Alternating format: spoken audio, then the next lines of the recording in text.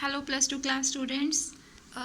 In last video we discussed about the chapter number 2, that is a 4B chapter of the unit 4, and 4B chapter is the AC circuits. We discuss alternating current, alternating EMF, and two relations: relation between mean value and peak value, relation between RMS value and peak value of the AC.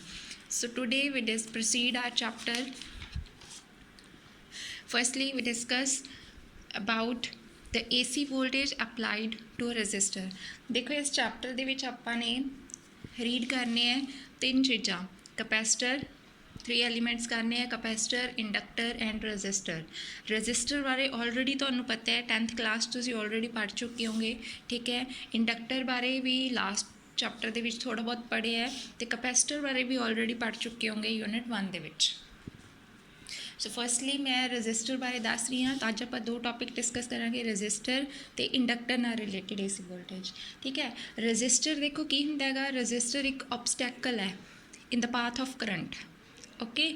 हैगे ये तीनों ही work करते हैं as opposition, resistor, inductor and capacitor, okay. So first हैगा resistor. Resistor का symbol देखो तुहानू सबनू पता है आर हुंदा हैगा, और उस इसका जो सिंबॉलिक फॉर्म हैगी वो ये वाली होंगी है, लाइक दिस, ठीक है। सो पहला आप पढ़नी हैगी AC voltage applied to a register.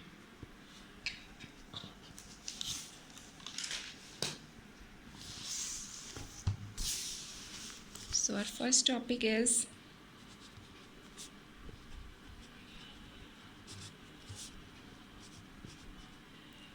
AC voltage applied to a resistor. देखो AC वोल्टेज बारे मैं तुहानू ऑलरेडी लास्ट लैक्चर दे विच दस चुकी हाँ, ठीक है। That is alternating current voltage, alternating EMF ते अल्टरनेटिंग वोल्टेज आप दोनों पढ़ चुके हैं, ठीक है। AC करंट किहड़ा करंट हुंदा हैगा जिसका मैगनीट्यूड चेंज हुंदा हैगा टाइम दे नाल, ठीक है। तो जी डायरैक्शन है पीरियडिकली चेंज होंदी हैगी। तो इसकी इक्वेशन सीगी I is equals to I not sine omega t and EMF दी सी E is equals to E not sine omega t. So equations इत्थे यूज़ होनियां ने। सर्किट डायग्राम दे विच देखो की हैगा, आपां ने एक रजिस्टर लिता जिहदी रेजिस्टेंस कितनी हैगी R, और एक AC सोर्स लगाता नाल। सपोज इस विचों आई करंट है जिहड़ा वो फ्लो कर रहा हैगा।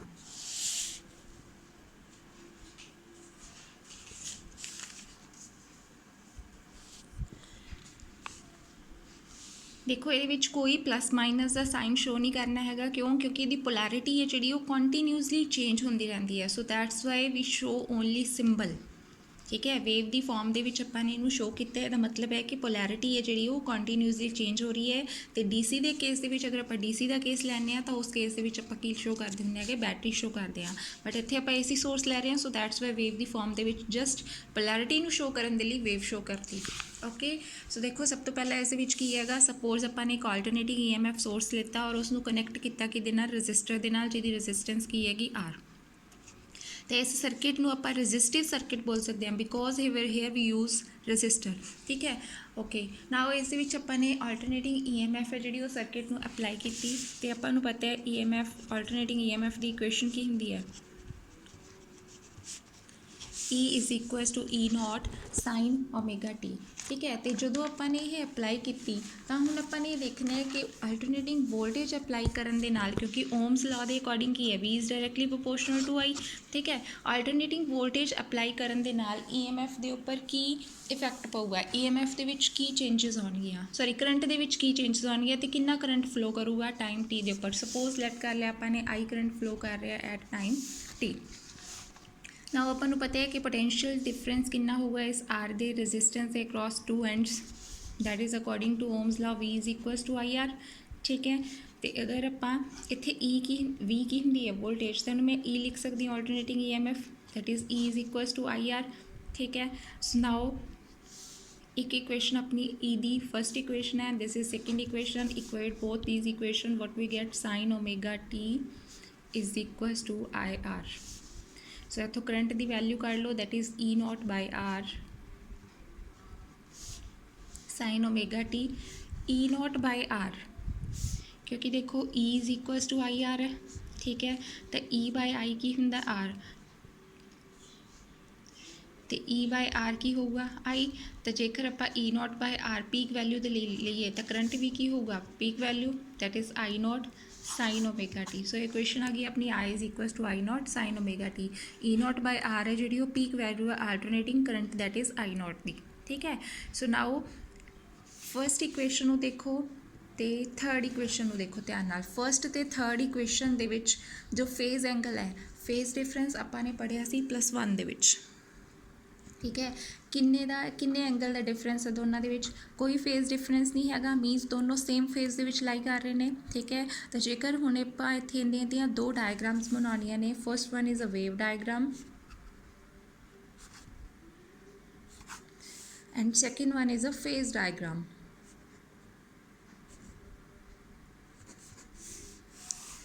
देखो पहला वेव डायग्राम डिस्कस करांगे। वेव डायग्राम है जिहड़ी आपां ने जो बनानी है वो आल्टरनेटिंग EMF ते करंट दी वेरीएशन करवानी हैगी टाइम टी दे नाल। ते आपां लास्ट वीडियो दे विच मैं तुहानूं दसदी सी कि वेव है जिहड़ी इसदी डायरैक्शन है वो पीरियडिकली चेंज होंदी हैगी, ठीक है। तो फिर ये जिहड़ी आह वेव है किहदे लई बन जूगी, E is equals to E not sine omega t. जिवें जिवें टी दी वैल्यूज साइन दे एंगल्स चेंज होई जाणगे। सपोज इत्थे एंगल ला लो, सपोज इत्थे टाइम 0 है, इत्थे टोटल टाइम टी ले लिया आपां ने, इत्थे t/2 हाफ टाइम ले लिया, ओके।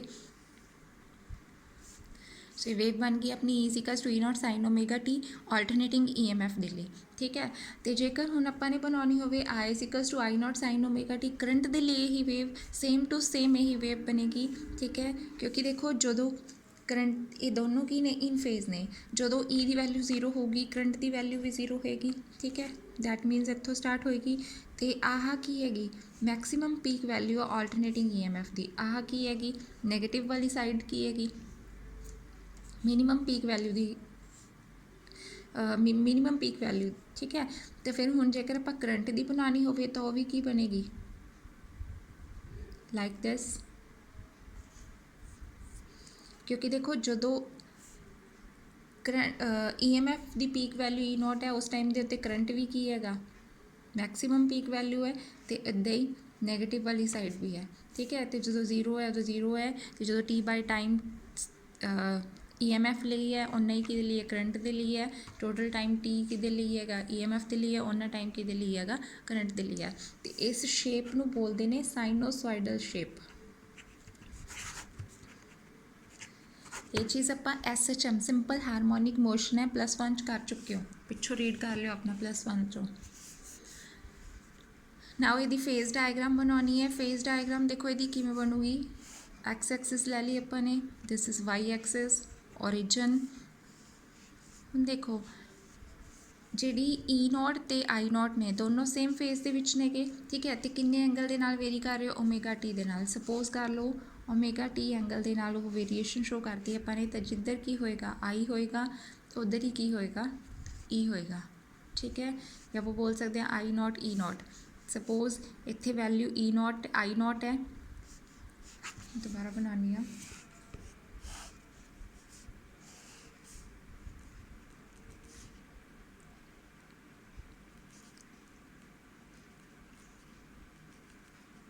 करंट की value I not,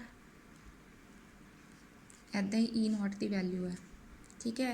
and these are the maximum values omega t दे नाल वेरी कर रहे हैं, तो ग्राफ की शो कर रहा है कि दोनों इन फेज ने, कोई फेज डिफरेंस नहीं हैगा इन्हां दे विच, ओके।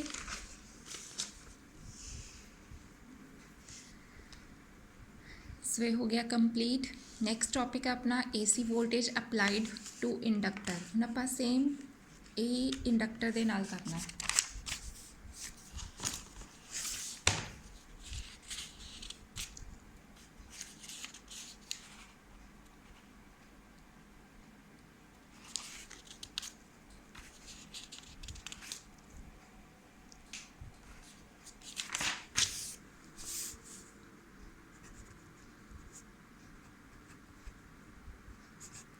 AC voltage applied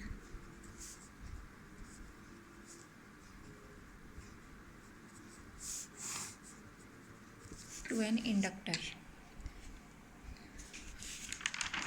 ਹੁਣ ਦੇਖੋ ਪਹਿਲੇ ਇੰਡਕਟਰ ਬਾਰੇ ਥੋੜ੍ਹਾ ਸਮਝ ਲਓ। ਇੰਡਕਟਰ ਹੈ ਜਿਹੜਾ ਉਹ ਕੀ ਹੁੰਦਾ ਹੈ, ਇਹ ਇੱਕ ਇਲੈਕਟ੍ਰੀਕਲ ਡਿਵਾਈਸ ਹੈ ਜਿਹੜੀ ਸਟੋਰ ਕਰਦੀ ਹੈਗੀ ਇਲੈਕਟ੍ਰੀਕਲ ਐਨਰਜੀ ਆਪਣੇ ਮੈਗਨੈਟਿਕ ਫੀਲਡ ਦੇ ਵਿੱਚ। ਕਿਉਂਕਿ ਦੇਖੋ ਆਪਾਂ ਨੂੰ ਪਤਾ ਹੈਗਾ, ਆਪਾਂ ਪੜ੍ਹ ਚੁੱਕੇ ਹਾਂ ਪਹਿਲੇ ਕਿ ਜਦੋਂ ਇਲੈਕਟ੍ਰੀਸਿਟੀ ਹੋਏਗੀ ਜਿੱਥੇ ਉੱਥੇ ਮੈਗਨੇਟਿਜ਼ਮ ਤਾਂ ਹੋਏਗੀ ਠੀਕ ਹੈ। As we know where there is electricity there must be magnetism and vice वर्सा।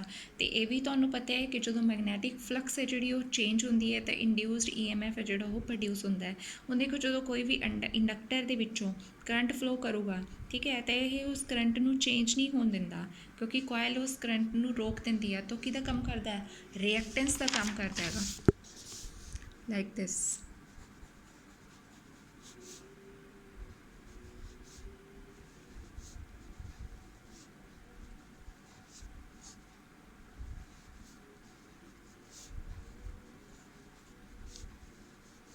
ठीक है, जो भी इस विच मैगनैटिक फील्ड होएगा ठीक है, वह मैगनैटिक फील्ड है जिहड़ा उस दे विच एनर्जी स्टोर होंदी हैगी ठीक है। तो जो हुण इलैक्ट्रिसिटी है तो ये मैगनेटिज्म होएगा ही होएगा। तो जो इस विचों करंट फ्लो होना चाहुंदा है तो उस कोयल है जिहड़ी उस करंट नूं अपोज करती हैगी ठीक है, रोकदी है, उसनूं चेंज नहीं होण दिंदी ठीक है। तो उहनूं कहंदे ने रिएक्टेंस, जिहदा सिंबल हैगा XL ठीक है। फर्दर आपां डिस्कस करांगे। सो नाउ हुण आपां ने वोल्टेज अप्लाई करनी है across an inductor. Suppose inductor लेता आपां ने जिहदी इंडक्टेंस कितनी ले ली L। AC ਲਈ ਗੱਲ कर रहे हैं, सेम इत्थे भी पोलैरिटी जिहड़ी है वो चेंज होंदी है कंटीन्यूअसली। सो इत्थे मैं wave the form they which show कर रही हाँ ठीक है। तो जेकर आपां DC का केस लैंदे तो सेम आपां की लैना सीगा, बैटरी शो करनी सी, आई करंट फ्लो कर रहा सपोज ये विचों। सेम वही चीज़ है कि सपोज आल्टरनेटिंग EMF का सोर्स है जो आप इंडक्टर के नाल कनैक्ट किया हुण ठीक है, जिहदी इंडक्टेंस कितनी है L। तो इहो जिहे सर्किट नूं हुण आपां की नाम देवांगे, इंडक्टेंस सर्किट ठीक है। तो आल्टरनेटिंग EMF है जिहड़ा उसकी इक्वेशन की हुंदी हैगी, लास्ट आर्टिकल च पढ़ी है, E is equals to E0 sin omega T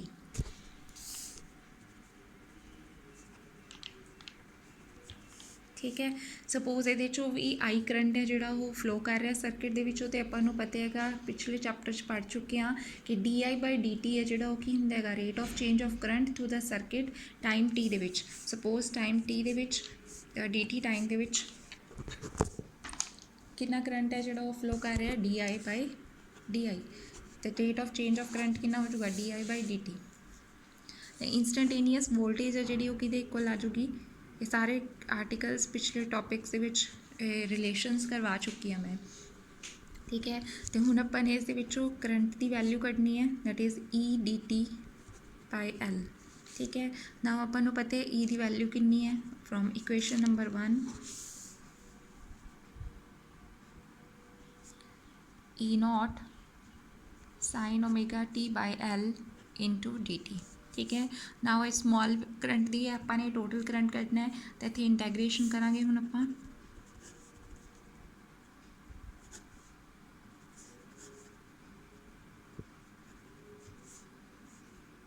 limits इत्थे लगानियां नहीं आपां ठीक है। तो जो इंटैग्रेशन करोगे अज इस कॉन्सटेंट है मैंने आउटसाइड कर ली, साइन ओमेगा टी की इंटैग्रेशन की होगी कॉस ओमेगा T/ओमेगा ठीक है। तो नाल हमेशा इत्थे कॉन्सटेंट लगता होंगे माइनस कॉस ओमेगा T/ओमेगा। इधर आई आ गया कॉन्सटेंट की लग गया, इंटैग्रेशन कॉन्सटेंट हैगा ठीक है। यदि कोई डायमेंशनस नहीं है, इन्हें मैं जस्ट अगे जाके रिमूव कर देना है। Minus E0/L omega L cos omega T okay. Now आपां ने इस एंगल वेरीएशन करनी है, तो एंगल वेरीएशन है जी किवें कढोगे, इस दे विचों कॉस ओमेगा T नूं की लिख सकते हो तुसीं साइन 90 माइनस थीटा, क्योंकि साइन 90 माइनस थीटा की हुंदा हैगा कॉस थीटा ठीक है। तो हुण आपां ने ओमेगा T एंगल पहले सीगा ठीक है, जिहदे नाल की वेरी कर रही सीगी EMF ऑल्टरनेटिंग EMF ठीक है। तो हुण आपां ने एंगल की करंट की वेरीएशन करनी है, तो करंट की वेरीएशन किवें कढोगे, तो ये की है माइनस साइन कॉमन ला लो बाहर ਤਾਂ ਅੰਦਰ ਆਪਣੇ ਕੋਲ ਕੀ ਰਹਿ ਜਾਣਾ omega t minus pi by 2 minus minus ਕੀ ਹੋ ਗਏ plus E not by omega L sine omega t minus pi by 2। Now ਇਸ ਇਕੁਏਸ਼ਨ ਨੂੰ ਤੇ ਫਸਟ ਇਕੁਏਸ਼ਨ ਨੂੰ ਧਿਆਨ ਨਾਲ ਦੇਖੋ, ਦੋਨਾਂ ਦੇ ਵਿੱਚ ਜੋ ਵੇਰੀਏਸ਼ਨ ਹੈ ਉਹ ਕਿੰਨੀ ਆਈ ਹੈ। ਉਹਦੇ ਵਿੱਚ ਕੀ ਸੀਗਾ E is equals to E not sine omega t, ਇਸ 'ਚ ਕੀ ਹੈ I is equals to E naught by omega L। Okay E naught by omega L है जोड़ा इनू की लिख सकते हैं अल्टरनेटिंग पीक वैल्यू है इन केस ऑफ इंडक्टेंस, तो मैं लिख सकती हाँ I is equals to I naught sin omega t minus pi by 2। ਇਹ ਇਕੁਏਸ਼ਨ ਕਰੰਟ ਦੀ ਹੈ ਤੇ EMF ਦੀ ਇਕੁਏਸ਼ਨ ਆਪਣੀ ਕੀ ਹੁੰਦੀ ਹੈ E is equals to E naught sin omega t। ਨਾਓ ਇਹ ਦੋਨੋਂ ਇਕੁਏਸ਼ਨਸ ਨੂੰ ਧਿਆਨ ਨਾਲ ਦੇਖੋ, ਇਹਨਾਂ ਦੇ ਵਿੱਚ ਜੋ ਫੇਜ਼ ਐਂਗਲ ਹੈ ਉਹ ਕਿੰਨੇ ਦਾ ਡਿਫਰੈਂਸ ਹੈਗਾ ਪਾਈ ਬਾਈ 2 ਦਾ। ਤੇ ਆਪਾਂ ਇਹ ਕਹਿ ਸਕਦੇ ਹਾਂ ਕਿ ਜਿਹੜਾ ਆਲਟਰਨੇਟਿੰਗ EMF ਹੈ ਆਲਟਰਨੇਟਿੰਗ EMF ਕਰੰਟ ਨੂੰ ਲੀਡ ਕਰ ਰਿਹਾ ਕਿੰਨੇ ਐਂਗਲ ਦੇ ਨਾਲ ਪਾਈ ਬਾਈ 2 ਐਂਗਲ ਦੇ ਨਾਲ। ਤੇ ਕਨਸੈਪਟ ਯਾਦ ਰੱਖਣਾ ਹੈਗਾ ਕਿ AC ਵੋਲਟੇਜ ਜਦੋਂ ਆਪਾਂ ਇੰਡਕਟੈਂਸ ਦੇ ਵੀ ਕੇਸ 'ਚ ਅਪਲਾਈ ਕਰਦੇ ਹਾਂ ਤਾਂ ਉਸ ਦੇ ਵਿੱਚ ਜਿਹੜਾ ਆਲਟਰਨੇਟਿੰਗ EMF ਹੈ ਉਹ ਕਰੰਟ ਨੂੰ ਲੀਡ ਕਰਦਾ ਹੈਗਾ ਬਾਈ ਫੇਜ਼ ਐਂਗਲ ਪਾਈ ਬਾਈ 2। ਠੀਕ ਹੈ, ਤਾਂ ਆਪਾਂ ਕਹਿ ਸਕਦੇ ਹਾਂ ਕਿ ਜਿਹੜਾ ਫੇਜ਼ ਡਿਫਰੈਂਸ ਹੈਗਾ ਆਲਟਰਨੇਟਿੰਗ EMF ਦੇ ਵਿੱਚ ਤੇ ਆਲਟਰਨੇਟਿੰਗ ਕਰੰਟ ਦੇ ਵਿੱਚ ਕਿੰਨਾ ਹੈਗਾ ਪਾਈ by 2। Now is the diagram same उम्मीद दो डायग्राम्स बनानियां ने आपां ने। सपोज 0 इत्थे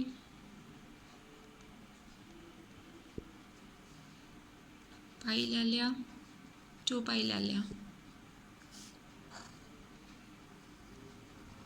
तो अल्टरनेटिंग EMF दी होगी। ठीक है, हुण इस चो पाई बाय 2 एंगल दे नाल वेरी कर रहा हैगा, पाई बाय 2 एंगल दा मीनस 90 का फर्क होगा।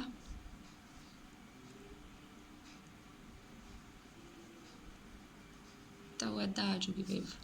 ठीक है, पाई बाय 2 का फर्क पाता आपने 90 का, इधर टाइम वेरी कर रहा है, इधर E और I। ठीक है, तो आ इक्वेशन E दी है, आ इक्वेशन का दी है I दी। ठीक है, सिमिलरली अपने दूसरी फेज डायग्राम बनानी है।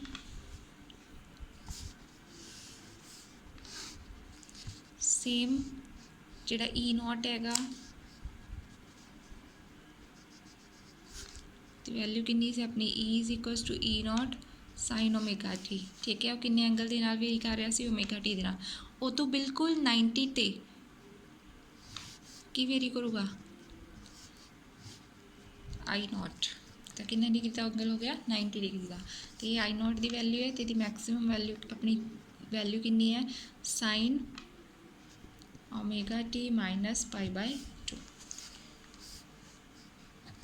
ओके जी, सो सी तुहाडा topic voltage AC voltage applied across the inductor. इस तो पहला आपने पढ़िएगा AC voltage applied across the register.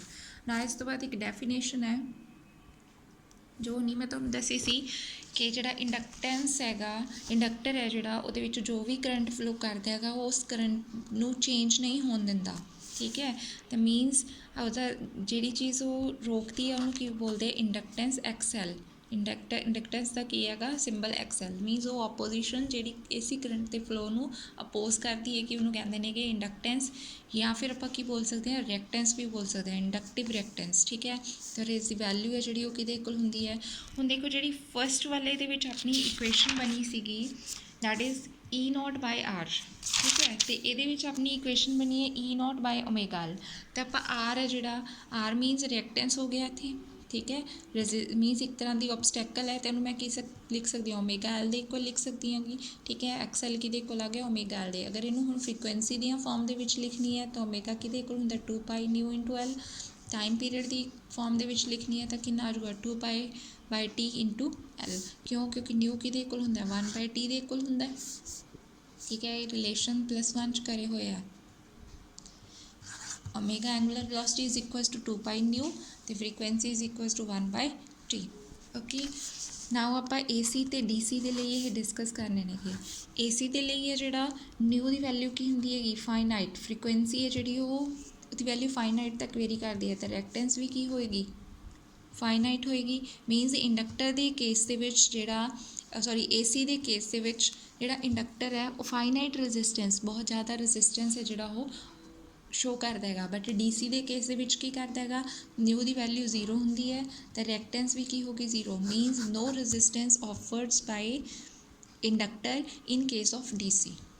Okay, now ਇਸ ਤੋਂ ਬਾਅਦ ਇਹਦੀਆਂ ਯੂਨਿਟਸ ਨੇਗੀਆਂ, ਯੂਨਿਟਸ ਕੱਢ ਲਓ ਇਹਦੀਆਂ ਕੀ ਹੋਣਗੀਆਂ। XL ਹੈ ਜਿਹੜਾ ਉਹ ਕਿਹਦੇ ਕੋਲ ਆ ਗਿਆ 2πL ਅਪੋਨ T ਦੇ।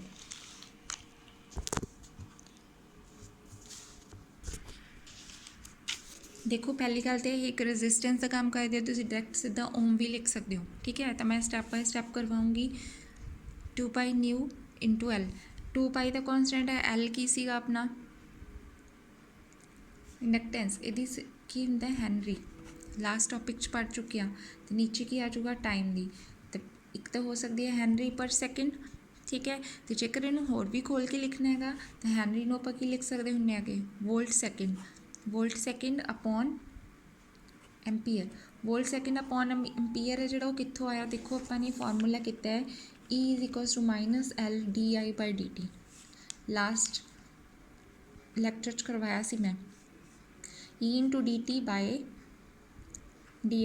ਠੀਕ ਹੈ। E ਕੀ ਸੀਗਾ ਇੱਥੇ ਆਪਣਾ EMF, that is volt second upon ampere, ਤਾਂ ਇਸ ਕਰਕੇ ਲਿਖਿਆ ਮੈंने ਵੋਲਟ ਸੈਕਿੰਡ ਅਪੋਨ ਐਂਪੀਅਰ। ਇੱਕ ਸੈਕਿੰਡ ਨੀਚੇ, ਸੈਕਿੰਡ ਨਾਲ ਸੈਕਿੰਡ ਕੱਟ ਗਿਆ ਤਾਂ ਕੀ ਬਣਿਆ ਆਪਣੇ ਕੋਲ ਵੋਲਟ ਪਰ ਐਂਪੀਅਰ। ਅਤੇ ਵੋਲਟ ਪਰ ਐਂਪੀਅਰ, ਵੋਲਟ ਕੀ ਹੁੰਦਾ V, ampere I, V upon I ਹਮੇਸ਼ਾ ਕਿਤੇ ਕੋਲ ਹੁੰਦਾ R, ਅਤੇ R ਕੀ ਹੁੰਦੇ ਰੈਜ਼ਿਸਟੈਂਸ, ਉਹਦੀਆਂ ਯੂਨਿਟਸ ਕੀ ਹੁੰਦੇ ਨੇ ਓਹਮ, ਠੀਕ ਹੈ। ਅਤੇ ਆਰ ਦਾ ਸਿੰਬਲ ਹੈਗਾ। ਓਕੇ ਜੀ, ਸੋ ਰਿਐਕਟੈਂਸ ਦੀਆਂ, ਇੰਡਕਟਿਵ ਰਿਐਕਟੈਂਸ ਦੀਆਂ XL ਦੀਆਂ ਯੂਨਿਟਸ ਆਪਣੀਆਂ ਕੀ ਆ ਗਈਆਂ ਓਹਮ। Thank you.